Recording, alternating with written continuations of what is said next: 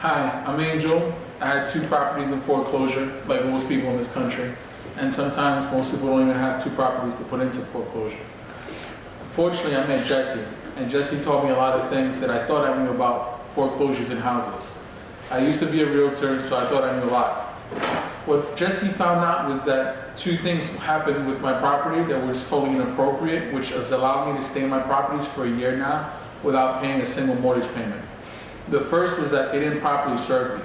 Instead of putting my properties in a regular circulation or regular newspaper, they put it in some unknown obscure Jewish publication. So that's strike number 1.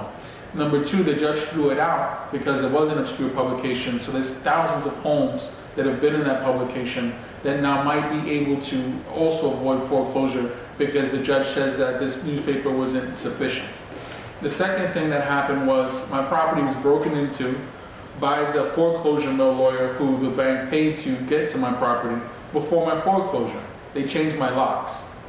They even put the name of the locksmith company that changed my locks and the name of my lender. So what that basically allowed me to do is file for criminal trespassing and breaking and entering. You can't enter into a property before it's foreclosed on. So now the foreclosure mill is saying, well, it wasn't me, and of course the bank is saying it wasn't me. So now Jesse has them both at a conflict of interest because you have a felony trespassing and breaking and entry charge for a house that they thought that they were just going to walk into because I hadn't made my payments and I was just going to run off like a roach when the lights came on. The third thing that happened also, unbeknownst, and I forgot to mention, when they served the foreclosure papers, they had 2 people I've never heard of as owners with me.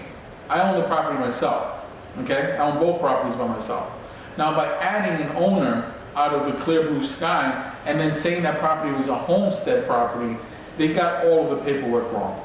Long story short, I've gone to different lawyers, big shots, the ones with the billboards off of the streets. They say that they can help you with their homes.